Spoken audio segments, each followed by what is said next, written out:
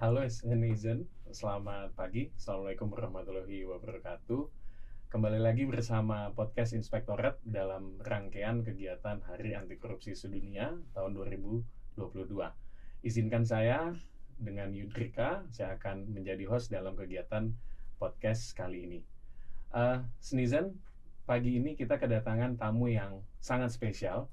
Kenapa bisa saya katakan spesial? Karena tidak semua Inspektorat Jenderal memiliki inspektur bidang investigasi.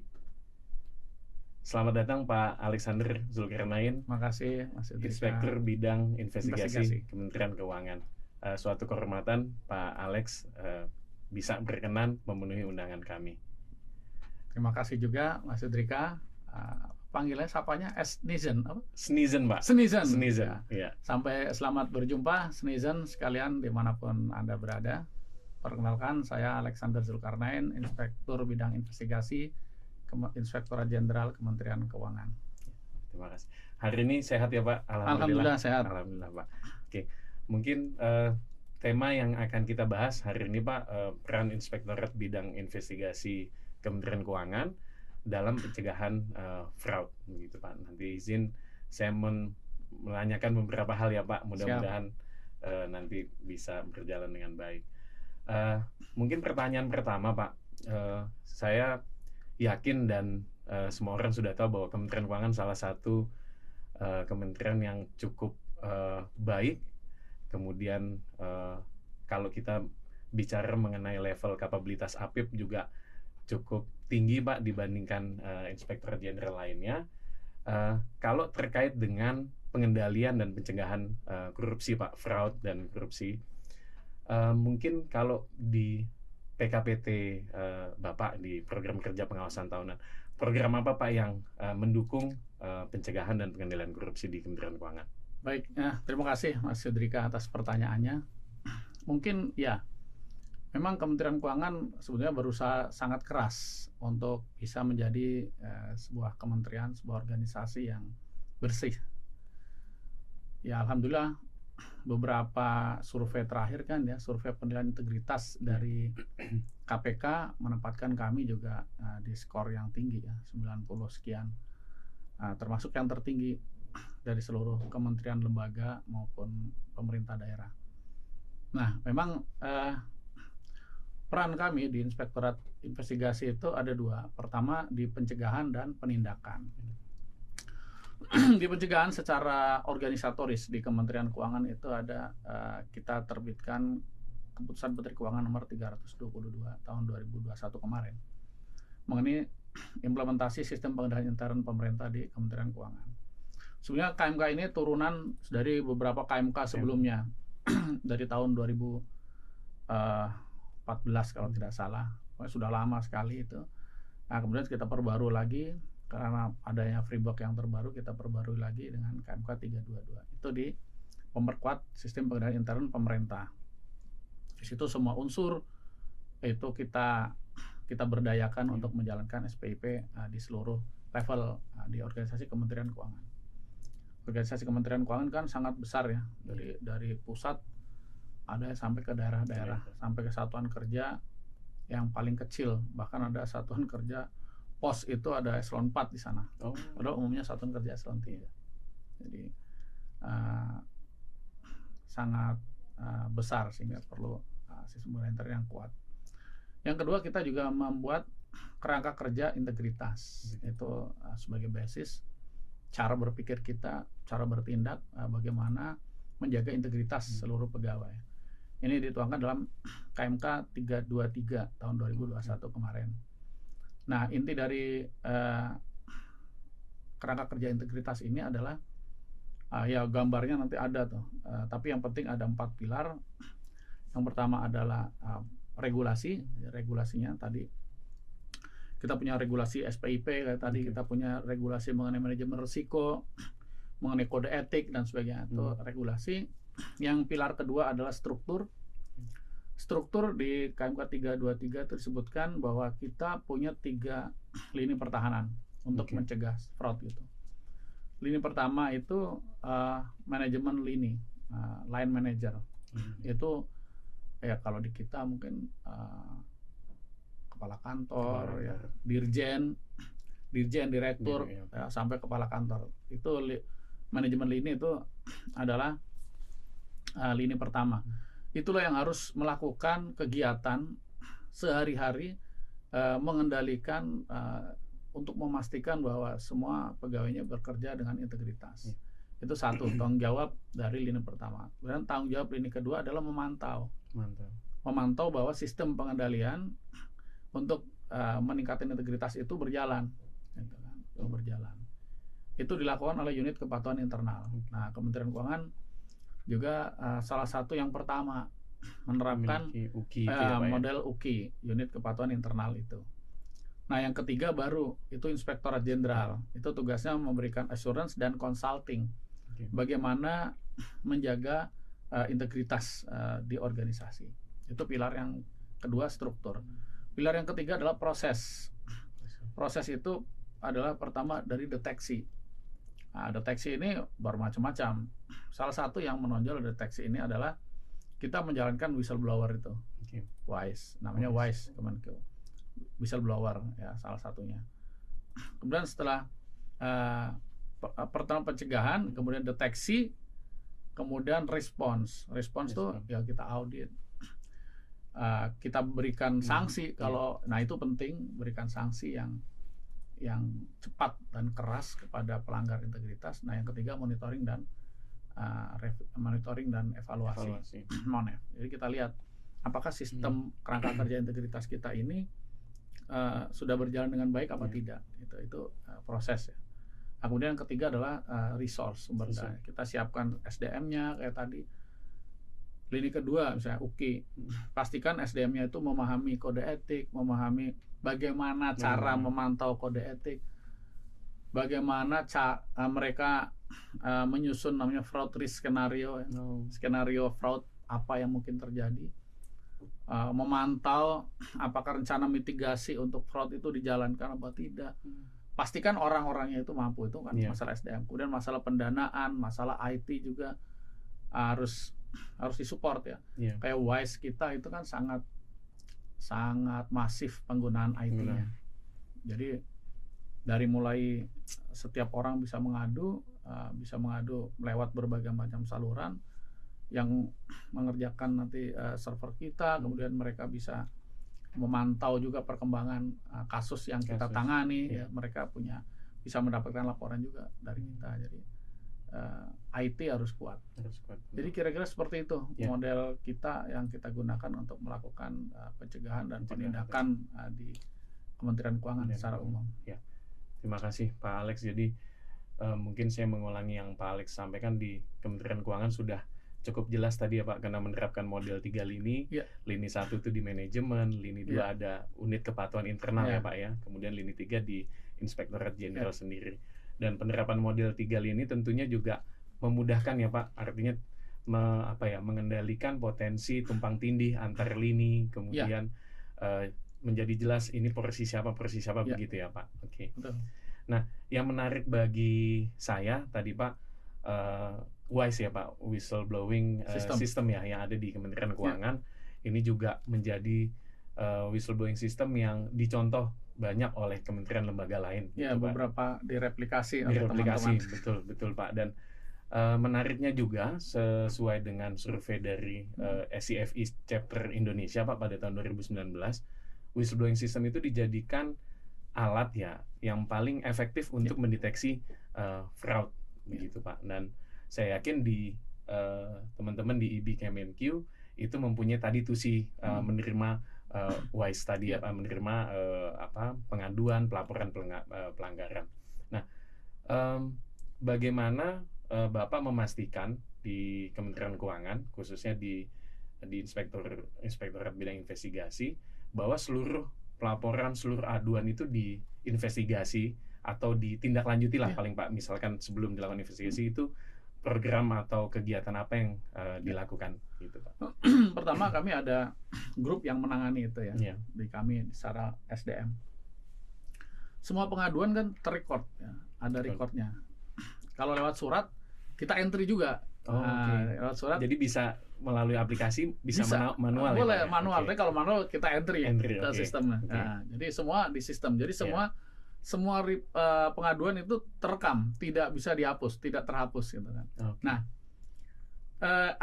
Nah, kalau surat kan kadang susah, dia tidak bisa memantau. Tapi kalau orang itu misalnya melalui website atau email, kita akan kasih passwordnya untuk pengadu itu bisa melacak gitu melacak ya, sejauh mana pengaduannya ditindaklanjuti, ya kan.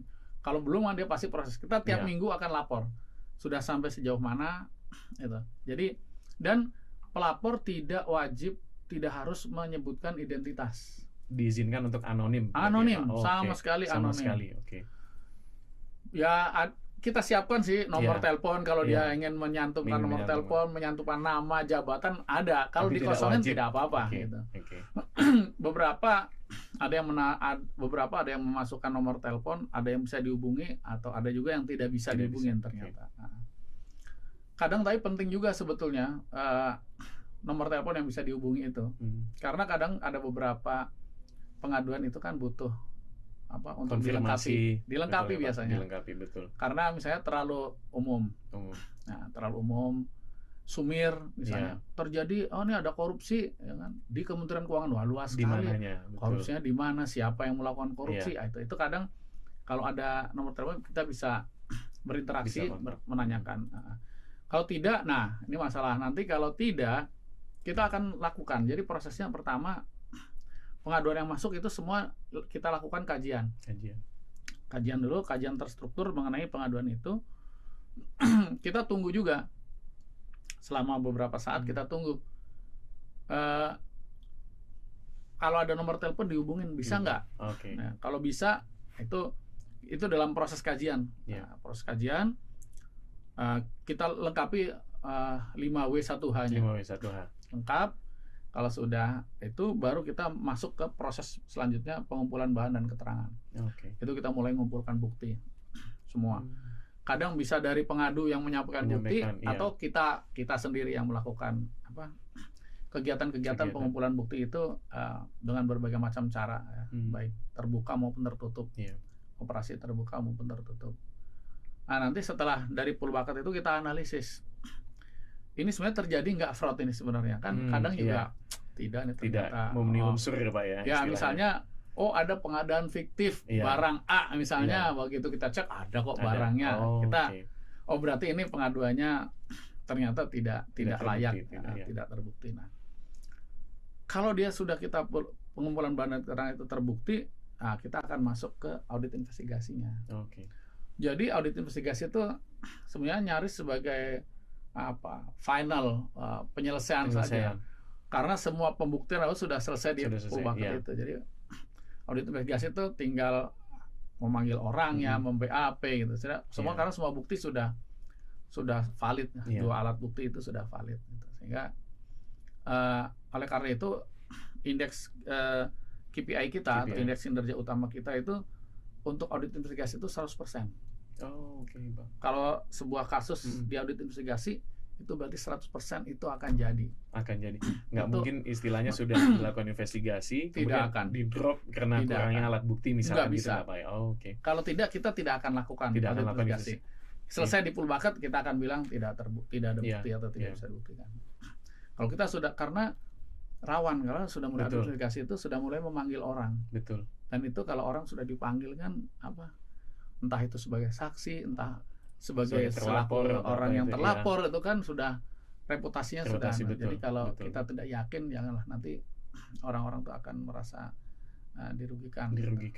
Karena itu kita hati-hati betul, makanya di KPI kita itu, dan ini KPI ini secara internasional ya, di seluruh penegak hukum kayaknya seperti itu. Ya, Pak. Kalau di investigasi itu sudah 100%.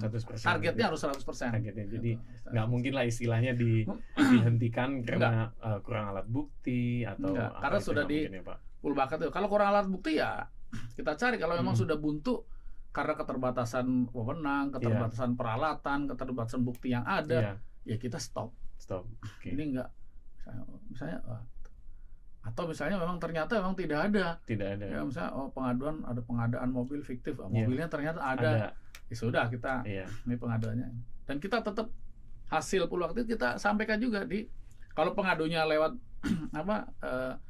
website gitu ya, dia akan bisa lihat, oh sudah nih, oh pengaduan saya sudah keluar, oh ternyata tidak terbukti gitu. Dia tahu, dia bisa mengakses itu.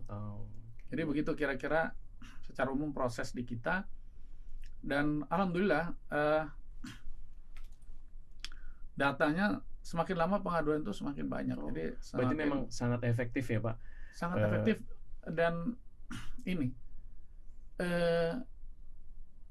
tingkat kepercayaan orang itu semakin meningkat. Nah, memang kuncinya adalah di perlindungan pelapor. Nah, perlindungan itu ya Pak. Kita sama sekali tidak ingin tahu siapa nama pelapornya itu, tidak ingin tahu. Betul. Tapi kadang ada juga sih yang menyampaikan. Namanya ada juga. Tapi tetap kita lindungi, tidak akan kita sampaikan. Dan dirahasiakan identitasnya. Kita akan rahasiakan gitu. Dan betul, pada umumnya pengaduan itu benar sih kan, selama ini kadang ada yang takut ya, orang yang mau menerapkan, nanti kebanyakan fitnah. Betul. Kita kadang sulit membedakan fitnah. Overwhelming ya, kita jadi jadi nggak terbebani yang tidak wajar terhadap enggak. Ternyata tidak. Karena memang dengan itikat baik pasti itu Pak, pengaduan-pengaduannya ya. Iya. Ternyata benar itu. Jadi yang tadi yang buktinya enggak ini itu sedikit. Dan menurut kami kadang karena mungkin karena keterbatasan kewenangan saja sih. Kan kita nggak bisa menyadap, nggak bisa nggak seperti APH itu. Jadi pada umumnya sih ya nggak usah takut, misalnya orang takut diisengin atau enggak ya, Pak. Mereka bagus dan kalau kita bisa meningkatkan kepercayaan, memang betul sebagian besar itu kasus fraud itu sama dengan data ICFI itu memang muncul dari tips dari informasi begitu, pengaduan itu. Yang dari audit itu ada tapi tidak banyak. Betul. Tidak banyak. Itu sangat efektif ya Pak. Sangat efektif untuk tadi fraud mendeteksi. Baik. Terima kasih Pak Alex. Jadi memang tadi yang disampaikan Pak Alex yang menarik bagi saya tadi Pak, bahwa investigasi itu tidak dilakukan secara serta-merta lah, karena kita betul-betul menganalisis, melakukan kajian, karena itu juga terkait dengan seseorang personil yang nanti apakah dipanggil menjadi saksi, menjadi terlapor, atau mengetahui aktivitas tersebut yang diadukan. Sedangkan kalau tiba-tiba buktinya tidak cukup, tentunya kan akan tadi reputasi tadi ya Pak.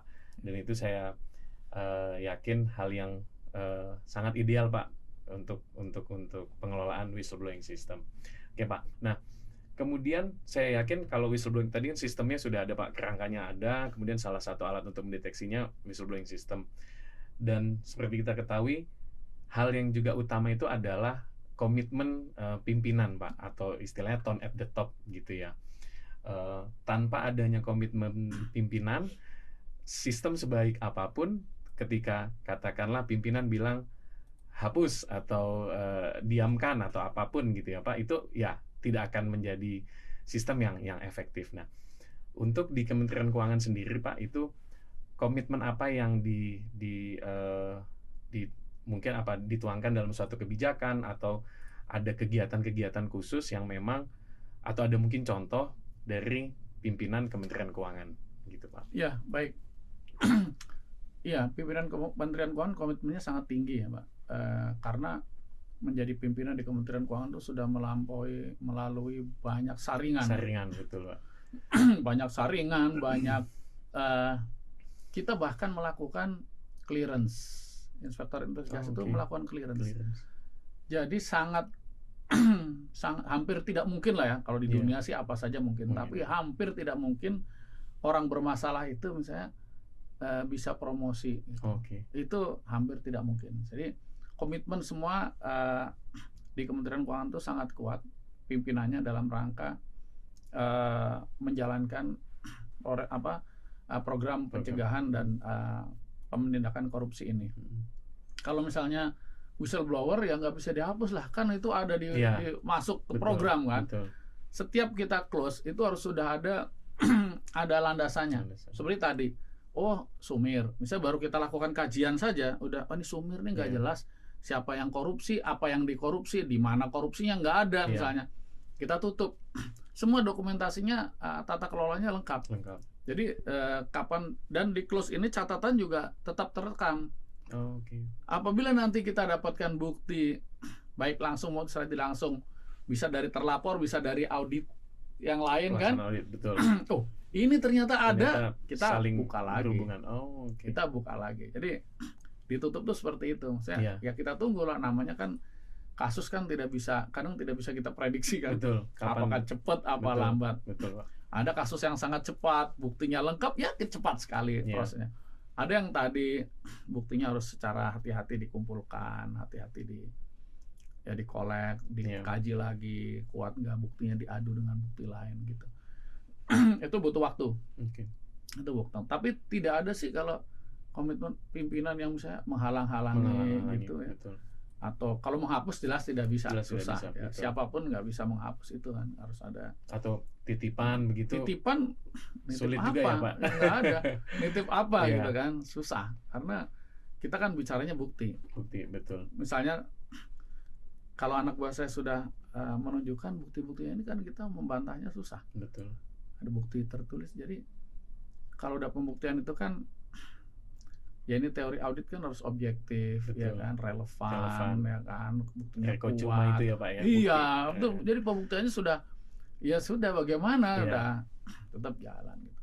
Ya kecuali memang kita nggak bisa membuktikan, ya kita hentikan Tentunya, gitu seperti hentikan. tadi. Kita tutup sambil dengan catatan sambil menunggu bukti lain. Siapa Bukti tahu lain. sebulan 2 bulan lagi, Iya. ternyata buktinya bisa. Dan itu memang dimungkinkan ya, Pak. Dimungkinkan. Misalkan ada pelaksanaan audit. Kita kan ada Oke. recordnya, kan Iya, kita iya. ingat. Kita cek dong, ini coba pernah nggak ada pengaduan ini? Oh, ada nih. Oh, ini waktu itu itu. Oh, ini ada nih baru.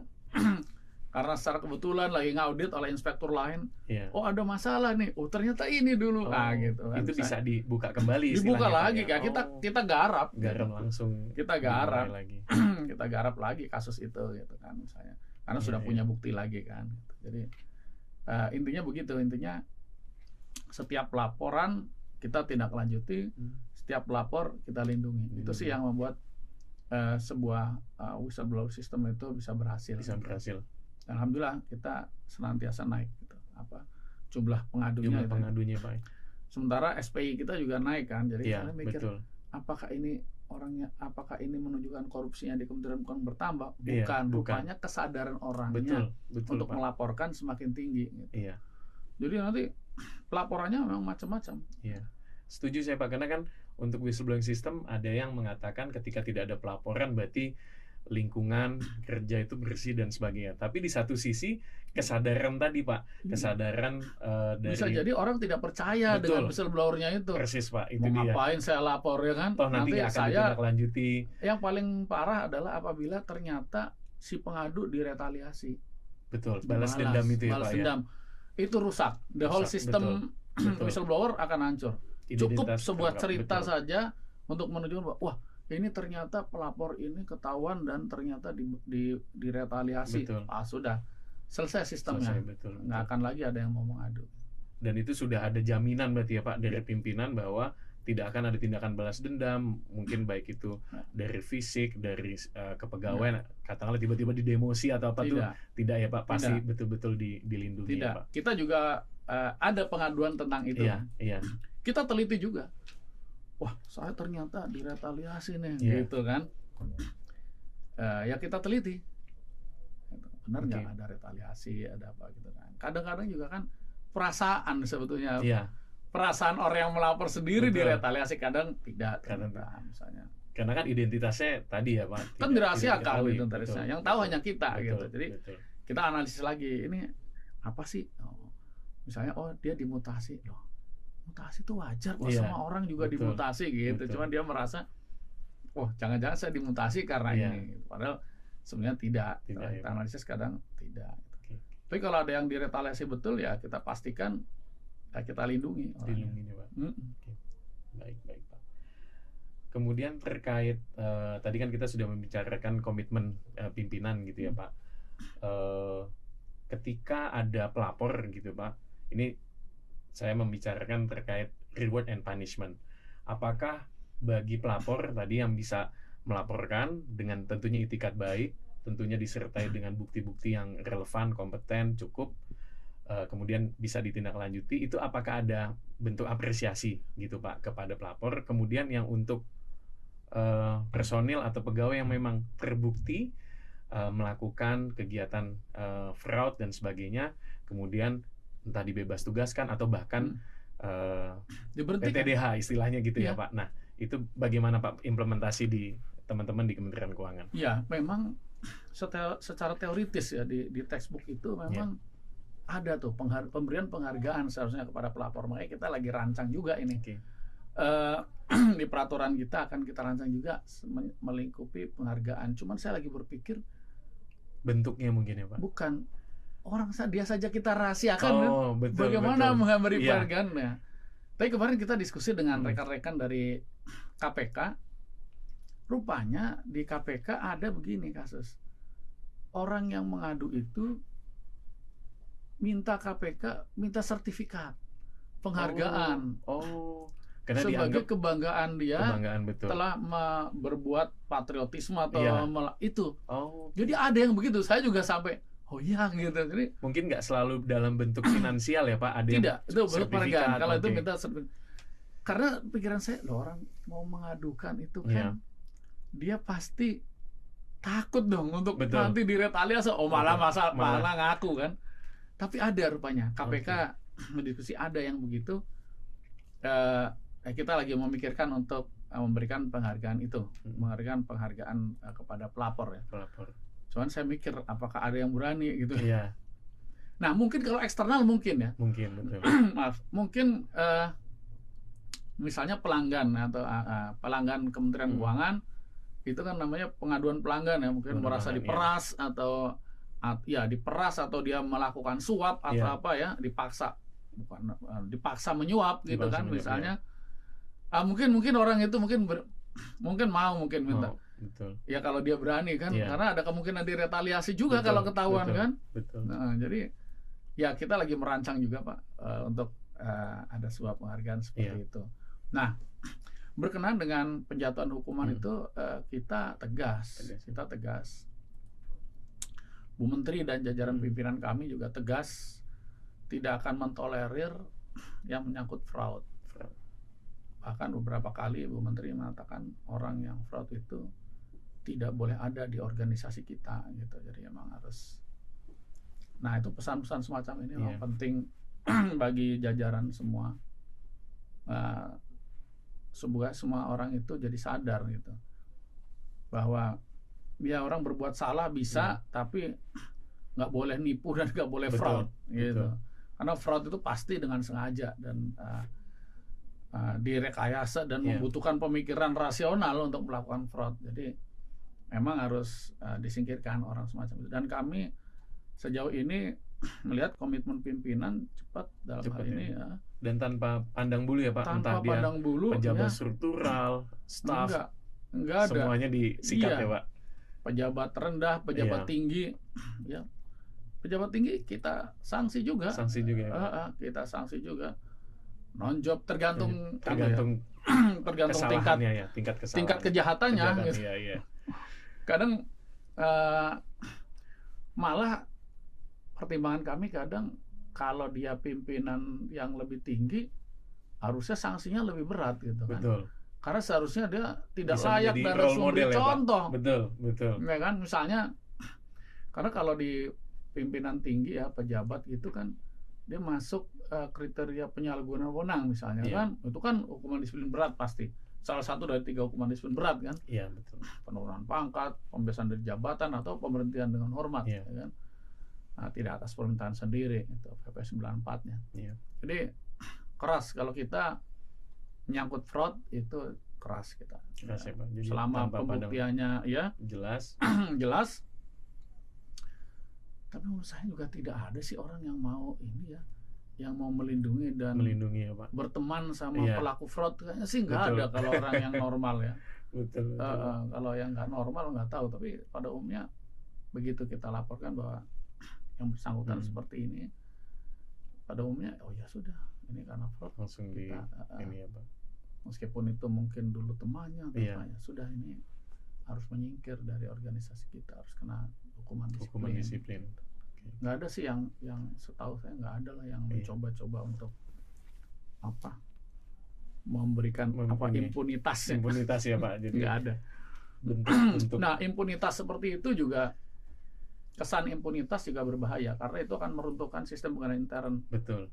Nah, itu masuk ke control environment nomor 1, Iya, ya kan? di SPIP ya Pak. Iya, di SPP apa nilai menjaga nilai integritas Betul. ya kan, dan etika kan.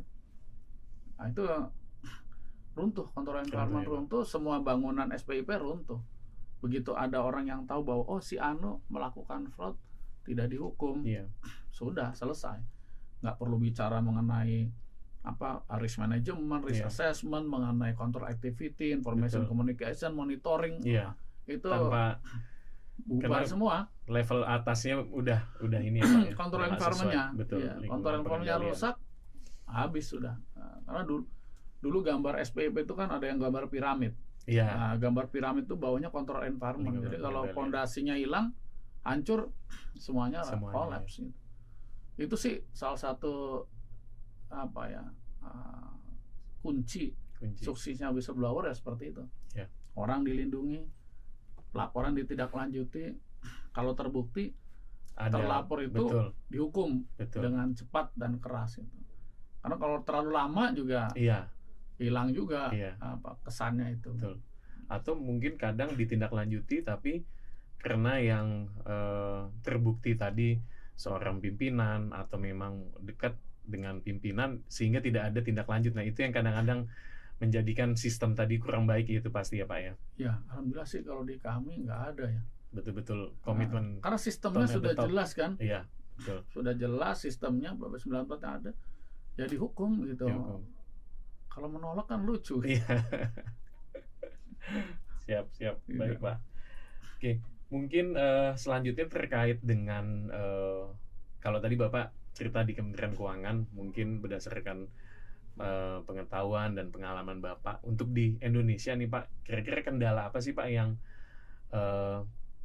paling menghambat untuk menegakkan integritas gitu? Apakah sebetulnya saya menarik gini, apakah di setiap katakanlah Inspektorat Jenderal itu wajib memiliki seperti IB gitu Pak, sehingga memiliki struktur yang khusus untuk melakukan tadi ya penerimaan pengaduan sampai dengan pelaksanaan investigasi sampai dengan misalkan ada penjatuhan hukuman disiplin dan sebagainya. Nah, kalau menurut Bapak nih di Indonesia apa sih kendala yang paling menghambat untuk penegakan integritas, Pak? Iya, sebenarnya semua menurut kami sih komitmen pimpinan. Komitmen nih Pak, betul. Komitmen pimpinan, keteladanan. The rest itu sistem. Itu sistem terbaik sudah ada, kita Iya. tinggal adopt saja. Betul. Kan gitu. Jadi kalau ada komitmen pimpinan akan menjalankan organisasi Iya. dengan integritas yang penuh, tidak boleh ditawar sedikit pun. Itu yang kemudian tindak lanjut berikutnya itu sudah sistematis, Iya. sudah mekanis, kalau saya bilang sudah Iya. mekanis. Itu ada komitmen, semuanya mekanis. Misalnya tadi whistleblower sudah mekanis, ada pengaduan, proses, ya kan? Iya. Nah, tadi pertanyaan apakah perlu di inspektorat sebuah organisasi yang khusus unit yang mengelola itu? Mungkin tergantung size ya. Oke. Artinya tapi begini, harus ada seseorang atau sekelompok Iya. orang yang menjalankan itu, iya. Oke. Tapi apakah itu nanti dalam level eselon 3, eselon 4 atau bukan eselon tapi semacam grup ya. Grup, iya. Soalnya ada juga kan model grup ya. Betul. Grup investigasi Betul. gitu. Itu bisa juga, tapi harus ada memang. Oke. Harus ada karena unit ini khas. Iya.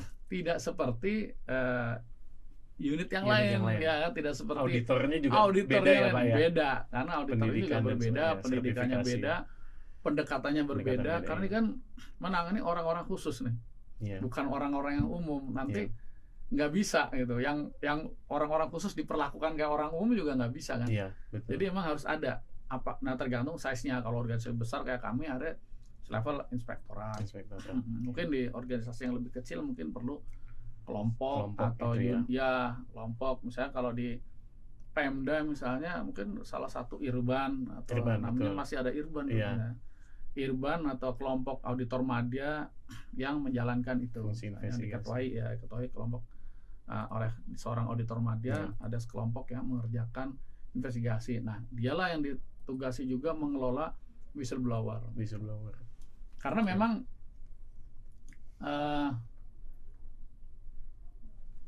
whistleblower itu keberhasilan itu dari kepercayaan. Betul, Pak. Nah, oleh karena itu ada sistem juga yang itu di outsourcing-kan whistleblower Ya, itu. di pihak ketiga kan. Di pihak ketiga supaya kan. lebih objektif ya, Pak. Ya, itu kalau tidak salah Big Four accounting firm Ya. itu ngadakan itu juga. Betul. Dia punya outsource karena dia dijamin kan kerahasiaan dan sebagainya gitu. Ya, tapi kan agak mahal. Betul. Kembali ke biaya. Akhirnya kita selenggarakan sendiri. Yang penting adalah orang-orang itu dilindungi, dia bekerja dengan baik ya. Kemudian pelapornya dilindungi, tindakan disiplinnya ditegakkan dengan cepat dan keras. Iya. Aman semua akan muncul trust gitu. Trust, betul. Dan itu nanti ya di seluruh Indonesia kalau dijalankan semua tadi, apalagi kalau komitmen pimpinan tadi, itu kan dasar ya. Iya. Komitmen dan integritas pimpinan. Betul. Kalau pimpinannya saja sebagai contoh ya, termasuk terlapor ya. Itu. Nah, nanti kita lihat. Iya. Kalau pimpinan itu terlapor, kita bisa buktikan, cepat diberikan sanksi, itu selesai. Betul. Organisasi itu tidak akan terlukai istilahnya. Betul. Wibawa organisasi ya. Ya, trust terhadap organisasi secara keseluruhan masih bisa dijaga. Ya terluka tentu saja. Kok ada ya pimpinan kok malah terkena kasus korupsi ya kan gitu. Betul. Terluka. Tapi begitu kita lakukan tindakan yang tegas, ya itu reputasi trust akan meningkat lagi. Itu menunjukkan bahwa sistem kita bekerja. Namanya orang kan sekian ribu misalnya di Kementerian Keuangan, sekian puluh ribu orang, tidak mungkin lah tidak ada yang melakukan fraud kan gitu. Satu orang aja kan bisa ada. Ya kan di dunia ini pasti ada. Nah, yang penting adalah organisasi memastikan bahwa mereka pelaku fraud yang sudah terbukti harus disingkirkan dari organisasi. Itu yang menjaga reputasi organisasi secara keseluruhan. Dan reputasi whistleblower secara khusus sehingga orang percaya gitu. Kalau enggak percaya. Nggak akan digunakan sebagai alat untuk mengadu ya Pak ya. Terus nanti jangan terus jadi bangga. Berarti nggak ada nih yang korup, nggak ada yang mengadu. Betul. Aduh, padahal justru itu nggak dipercaya. Red flag-nya bisa jadi di sana kan Pak, karena nggak dipercaya tadi. Karena nggak dipercaya. Karena nggak dipercaya karena ya kalau misalnya 10.000 orang, masa sih 1% kan ada orang yang jahat ya kan. Yang tergoda, yang yang mungkin situasi ya sesuai dengan triangle of fraud itu ada pressure, ada kebutuhan, ada kesempatan kan. Pasti ada gitu. Tinggal kalau sistem kita bekerja dengan baik, itu bisa ditekan sampai ke level di bawah risk appetite kita kan gitu. Kalau enggak ya organisasinya beramai-ramai terjun ke jurang. Iya betul Pak. Siap. Pak, tadi saya menarik teman-teman auditor di Inspektorat Bidang Investigasi kan tadi mungkin beda ya Pak, ada seleksi khusus atau mungkin Bapak bisa sedikit sharing kira-kira kalau di Kemenq khususnya di IB itu untuk JFA-nya apakah memang ada sertifikasi khusus, kompetensi khusus atau apa yang perlu dilengkapi gitu Pak sehingga bisa menjadi auditor di IB? Ya, baik. Tadi ya. Kalau JFA-nya secara umum kan kita tetap ikut ya, tetap ikut JFA di BPKP, sertifikasi jabatan fungsional auditor. Cuman memang bagi mereka yang ingin masuk di IB yang itu kita lakukan seleksi lanjutan. Kita seleksi dulu banyak hal, termasuk track record, kemudian sempat kita gunakan juga lie detector untuk menunjukkan nih orang jujur apa tidak, untuk mengetes kejujurannya dan sebagainya.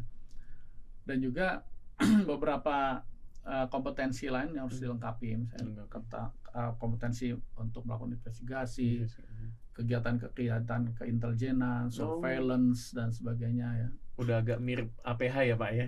Iya, tapi kita punya batas-batas kewenangan, kita surveillance, kita juga belajar forensic audit, digital forensik Digital juga, forensik, kita ya. belajar digital forensik karena zaman sekarang kan udah digital nih. Betul, betul. Kita juga mengembangkan itu kemampuan untuk melakukan digital forensik. Psikologi juga mungkin ya Pak ya? Psikologi kita Karena punya, melihat gestur. saya punya 2 psikolog juga Oh, yang ahli gitu ya, Pak. dalam micro Iya, expression namanya. betul, Ya. micro expression ya. Melihat Ada. gimana Kita ada kira-kira yang bohong ahli. atau enggak gitu Ya, istilahnya. kita ada Pak. yang ahli seperti itu. Jadi pada Oh. waktu Lagi memBAP BAP, orang, dia juga hadir. Oh. Dia kadang hadir lewat ini, kadang dia memantau kan Iya. gitu. Dia melihat ini bohong. Oh, ini sudah. Oh, ini dalam tekanan yang tinggi ini sudah berbahaya. Iya. BAP-nya dihentikan dulu sebentar misalnya. Oh. Dia memantau semua itu. Ada ada kita keterampilan kompetensi yang khusus memang seperti Berarti itu. memang banyak latar belakang pendidikan ya Pak, tidak iya. hanya istilahnya akuntan saja Tidak. atau hukum atau Tidak. apa, jadi memang betul-betul iya. multi ini ya, multi Jadi latar di belakang kita itu pendidikan. ada ahli hukum, kita punya kelompok kajian hukum itu. Iya. Itu ahli-ahli ajar hukum pidana, administrasi negara Iya. itu ada di kelompok kami. Ada psikolog, kita punya 2, kebetulan cukup sih 2 orang di IB. Akuntan banyak ya, kebanyakan akuntan dan ekonomi, iya. ada ekonomi.